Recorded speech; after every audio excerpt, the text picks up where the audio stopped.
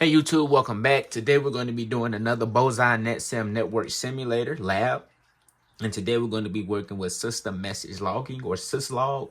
So our objective is to learn how to configure and verify system message logging or Syslog. So this is our lab topology that we have. We have an ISP router. We have our router 1 that I guess connects into our network. This would be our network. So we have the router run down to a switch that has 2 hosts connected to it. And then it has another switch over here that has PC3. And then this is going to be our Syslog server. So this is where we're going to be sending all of our Syslog messages to be saved in case we want to review those. If something goes wrong with one of the routers or switches, it'll send a Syslog message to the Syslog server. We'll be able to see the timestamp of when this problem occurred. If you have automation within your network, it can send you an email saying something has happened based on the severity level. So having a Syslog server can be beneficial in many ways.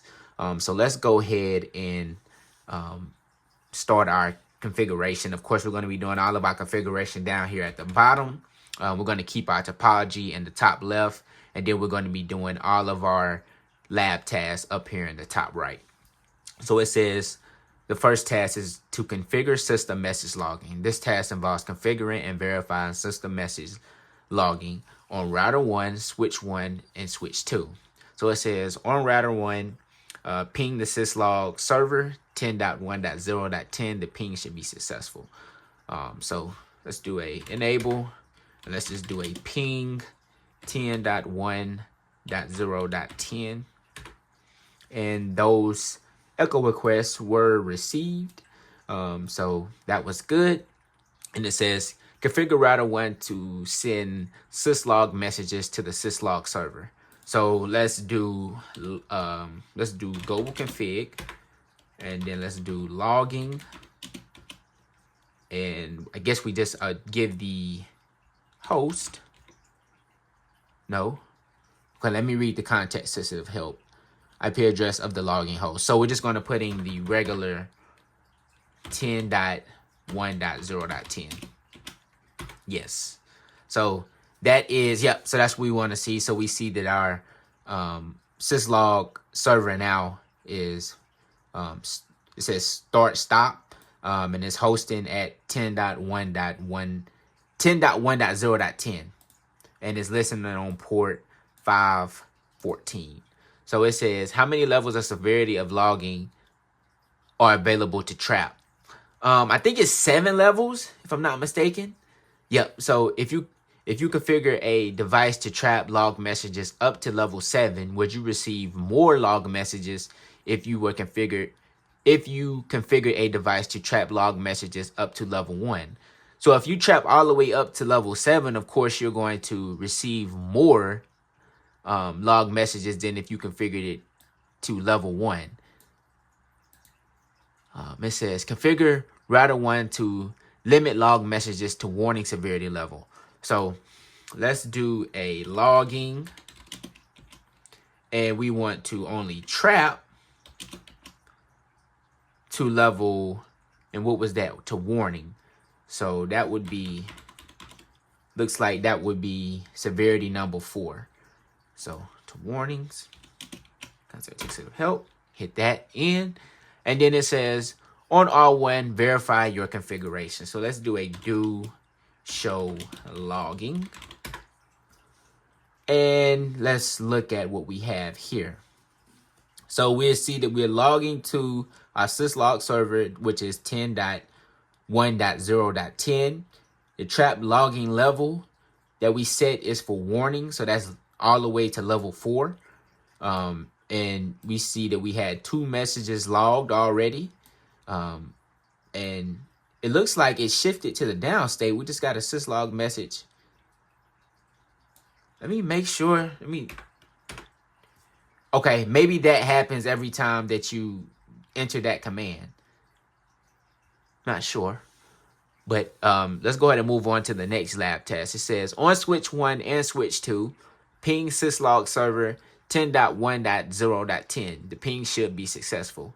So let's load up switch 1 and switch 2. So this is switch 1 right here.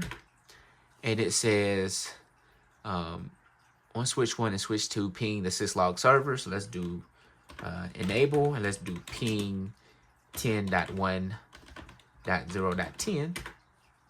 And we see all of those pings were successful. Let's do the same thing on switch 2. Enable ping 10.1.0.10. And both pings are, all pings are successful.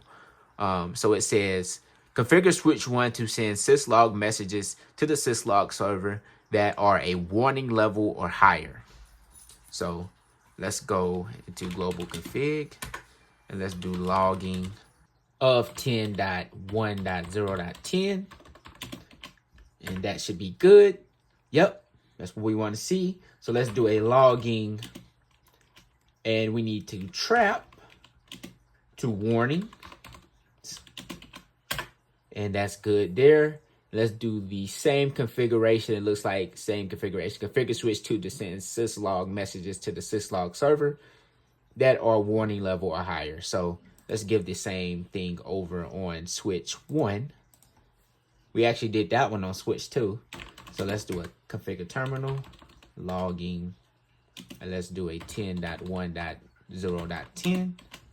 So we want to see in our syslog message. And then let's do a logging trap and warnings.